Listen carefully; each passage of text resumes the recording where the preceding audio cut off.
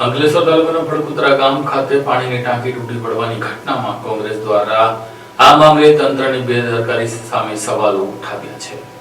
અંકલેશ્વર તાલુકાના ભડકુદરા ગામમાં ગત 7 જૂને લગભગ 30 વર્ષ જૂની પાણીની ટાંકી ધરાશાયી થવાની ઘટનાને લઈને કોંગ્રેસે ગંભીર આક્ષેપો કર્યા છે। કોંગ્રેસના જણાવ્યા અનુસાર સ્થાનિક રહીશોએ વર્ષ 2023 માર્ચ ટાંકી જર્જરિત અને જોખમી બની ગઈ હોવાની રજૂઆત કરી તેને ઉતારી લેવા અરજી કરી હતી। જોકે તે સમયે ગ્રામ પંચાયતે ટાંકી ખાનગી માલિકીની હોવાનું કારણ આપી જવાબદારી સ્વીકારવાનો ઇનકાર કર્યો। કોંગ્રેસે વધુમાં આક્ષેપ કર્યો છે કે પાછળથી આ ટાંકીને નવી બનાવવા માટે પંચાયત દ્વારા સરકારી મંજૂરી પણ મેળવવામાં આવી, તેમ છતાં જોખમી ટાંકી દૂર કરવાની જગ્યાએ સમારકામ કરવામાં આવ્યું। કોંગ્રેસના આગેવાન શેરખાન પઠાણે સમગ્ર મામલે જવાબદારો સામે કડક કાર્યવાહી અને ઉચ્ચ સ્તરે તપાસની માંગ કરી છે। અકસ્માતમાં કોઈ જાનહાની નોંધાઈ નથી, પરંતુ ઘટનાએ ગ્રામજનોમાં ભારે રોષ અને ચિંતા ફેલાવી છે। સ્થાનિકો દ્વારા પણ સમગ્ર મામલે જવાબદારી નક્કી કરી દોષિતો સામે કાર્યવાહીની માંગ ઉઠાવી રહી છે।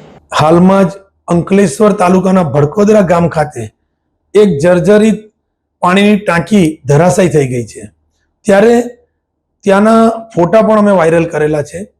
હું આ મીડિયાના માધ્યમથી કહેવા માંગુ છું કે ત્યાંના રહીશોએ વારંવાર ગ્રામ પંચાયતને રજૂઆત કરેલી કે આ પાણીની ટાંકી તૂટી જશે અને તાત્કાલિક એને તોડી અને નવી બનાવવામાં આવે, પણ કોઈ પણ અધિકારી કે પંચાયતના તલાટી હોય કે ટીડીઓ હોય કે કર્મચારીએ આ રહીશોની વાત સાંભળી નહીં। ત્યારબાદ આ ટાંકીની ઉપર આ પંચાયતે જર્જરિત ટાંકીની ઉપર સમારકામ શરૂ કરેલું, અને એ સમારકામ પણ ક્યારે કરવામાં આવેલું જ્યારે એની ઉપર પાણી ભરી અને એને સમારકામ કરી રહ્યા હતા, ત્યારે આટલી મોટી જાનહાનિ થાય આવી બેદરકારી અધિકારીઓ દ્વારા કરવામાં આવી રહી છે। આવી બેદરકારી આ ગ્રામ પંચાયત દ્વારા જ કરવામાં આવેલી છે। એ પાણીની ટાંકીનું તમામ લાઇટ બિલ હોય કે એનું સમારકામ જે કંઈ કરવાનું હોય કે એની ઉપર પાણી ભરવાની જવાબદારી પંચાયતની હતી। આ પાણીની ટાંકી ધરાશાયી થઈ ગઈ છે, ત્યારે હું આજે આ મીડિયાના માધ્યમથી કહેવા માંગુ છું કે જે કોઈ પણ જવાબદાર અધિકારી હોય, જે કોઈ પણ એના જવાબદાર લાગતા ઓળખતા ગ્રામ પંચાયતો જે કોઈ બી હોય એની પર તાત્કાલિક કાર્યવાહી કરવામાં આવે એવી હું આ મીડિયાના માધ્યમથી માંગ કરું છું। ટાંકી બાબતે પંચાયતમાં રજૂઆત કરેલી હતી અને આ જેના પગલાના ભાગરૂપે પંચાયત દ્વારા નિરીક્ષણ કરીને ત્યાં જર્જરિત હોવાથી એમને ટાંકીના આયોજનમાં લીધેલી હતી। 24-25 ના આયોજનમાં છે, જિલ્લા પંચાયત સભ્યશ્રી દ્વારા લેવામાં આવી હતી। આટલી જૂની ટાંકી હતી, પંચાયત દ્વારા ઉતારી લેવાની તકલીફ કેમ ના લેવાય?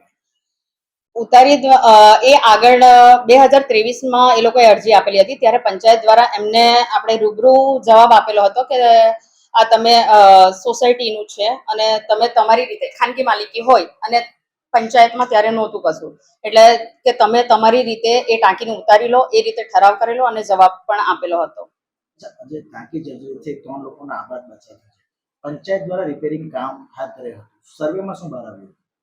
પંચાયત દ્વારા રિપેરિંગ કામ ચાલુ હતું, કારણ કે વધારે પડતું જર્જરિત હતું તો આયોજનમાં લીધેલી હતી, પણ ત્યાં સુધી એ ટાંકીને ટકાવી રાખવા માટે પંચાયત દ્વારા સાવચેતીના પગલા રૂપે જર્જરિત કામને સમારકામ ચાલુ રાખવામાં આવેલું હતું। ભર ઉનાળે ત્યાંના 300 મકાનો પાણી ડૂબવાના થયા છે, પંચાયત દ્વારા આગળ કઈ રીતે સુવિધા આપવામાં આવશે? અત્યારે હાલ બોરમાંથી ડાયરેક્ટ કનેક્શન આપીને પાણીની સુવિધા પૂરી પાડવામાં આવશે, તેમજ જો કંઈ વધારે પ્રોબ્લેમ હશે તો ગ્રામ પંચાયતના ટેન્કર દ્વારા પાણી પહોંચાડવાના પ્રયત્ન કરીશું।